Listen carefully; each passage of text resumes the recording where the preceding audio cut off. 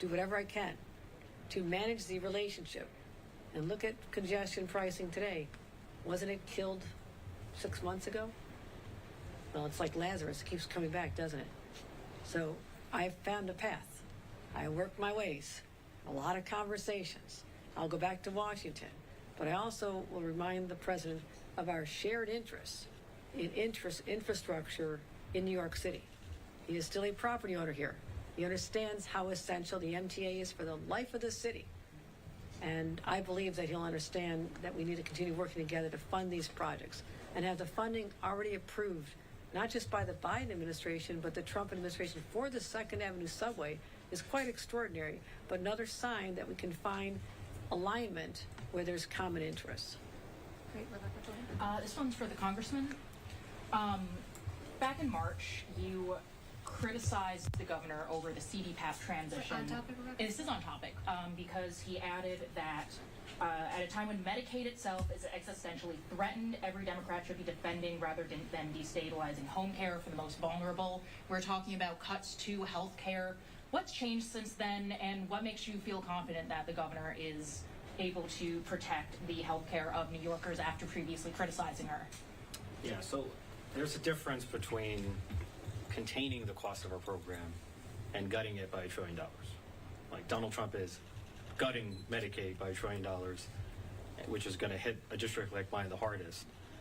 Look, I feel like reasonable people of goodwill can disagree about how to best restructure home care. It is the largest share of the Medicaid budget.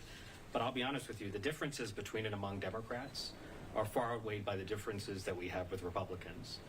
There's one party in America that's committed to preserving programs like Medicaid and Medicare, and there's another party that's committed to dismantling it. And so whatever differences exist between Democrats is small in the grand scheme of a program like Medicaid. So I think the governor's been a great defender of Medicaid. Frankly, there are hospitals like St. Barnabas and Lincoln and Montefiore that would have collapsed without her support, without the infusion of state funding. And that's 25% of the Bronx economy. So we might have differences on the margins, but in the grand scheme of our healthcare system, it's hard to find a greater defender than our governors. And you previously said that she's fundamentally ineffective at governing. What's changed since then and now as you are fighting back against the federal government? Well, I actually feel like the governor's been pretty effective at resisting Donald Trump, and the results speak for themselves. And I'll be honest with you, there might have been moments when I've underestimated the governor, and my message to Donald Trump is you underestimate Governor Hochul at your own peril. Great. Any other on topics? Morgan, go ahead. On topic related, you were condemning President Donald Trump for sending the National Guard to Washington, D.C. You sent the National Guard to the subway. Obviously, I know that's different because you were working in coordination with New York City and New York City's government. However, just wanted to see, did you feel like the National Guard was effective when it came to the subways? Was there something specific you can tie, something that the National Guard was able to do in order to lower crime, besides just lower crime rates?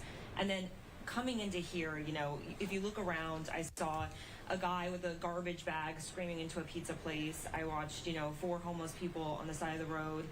While healthcare is important, what else is, being done about quality of life, just even in this area? I like 3 questions. Sorry. Did you tell us you could have 3 questions? The first one was? With National Guard. Oh, National Guard, yeah, Thank you. World of difference between what Donald Trump is doing, imposing the federal government's power on a city, our nation's capital. They have the capacity to manage their crime problem. I lived there a long time ago when it was the murder capital of the nation. In fact, my husband is a homicide prosecutor. And so we knew what was going on back in the early 90s intensely. The decline has been tremendous. I credit the police department of the Metropolitan Police Department there in the city. And there's always more to do. But to have this overkill for a show of force, which he's so good at, I'm going to show that I'm tough and I can go send in the National Guard anywhere I want. And the Republican governors, they're playing along with this. They, we'll send ours, we'll send ours. New York National Guard will never be sent there by me, number one. And the effect that we had in New York is many differences. One is I'm the commander-in-chief of the National Guard.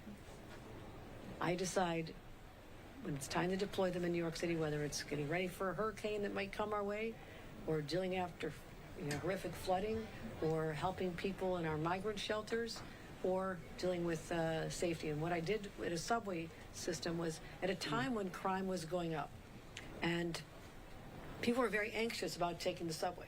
And I needed to get people feeling that level of confidence that if they come in there, they are going to be safe, their child's going to get to high school safely, and just calm it all down.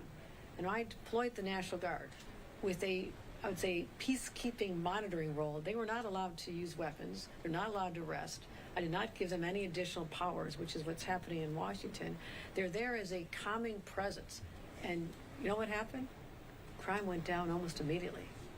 The next month, it started declining because the would-be wrongdoers like, I'm not going to do this. I've got people standing there. And all I wanted was to have that deterrent effect, and it was successful. And I'm really proud that last month, with the work of the NYPD, as I've told you, state of New York is paying for the overtime costs on every single train. There's 2 police officers paid for by the state of New York, because I know that's when most crimes are committed. July was the safest recorded month in history for the subway. Lowest crime rate since we started tracking back when the subway was built. That's extraordinary. We'll never rest on our laurels. There'll be one tomorrow. There'll be one the next day. But for a service that provides transportation for anywhere given the day, 4 to 5, 6 million people, that's a city in itself. The city of Los Angeles is about 4 million. If they had the crime rate that we have in the subway, you would think that's the safest city in the world. So I want to let people know that we're on top of this. We're working closely with NYPD. The National Guard provided a monitoring role and a presence that was necessary. And I'll stand by what I did. Wildly different from the abusive power that Donald Trump is once again engaging in our nation's capital. Great. Thanks, guys. We're going to take a second to let the congressman step out. We'll have time Good to see you, Congressman. Isn't that enough? You guys can't possibly have more? for just for a couple off topics. Anyone have an off topic? Okay. I do. Hi. In the race for mayor here in New York City, there's been this intensifying conversation over whether or not sex work should be decriminalized. There's been legislation in Albany that's never quite, been able to pass. Where do you feel New York State laws stand? Should they be revisited? Do we need to have a conversation about, the legalization of sex work in New York State more broadly? No, I believe we need to be aggressive in going after oftentimes the human traffickers. I want to point out that many of these individuals are brought here from other countries, and the payment for the passage from another country is often this servitude to become oftentimes have to be someone working on the streets in prostitution. And it's not something I support. I think we should continue going after the bad actors who are engaged in this. And I think there's a lot more that needs to be done to make sure our streets are safe on that front. But no change to state law? No. No. Thank you. Go ahead. Yes. You were critical about Mamdani's plan to open city-run supermarkets. Why do you think that's a bad idea? No, I said I favor free enterprise and capitalism. Which I said, that was my answer. Still my answer today.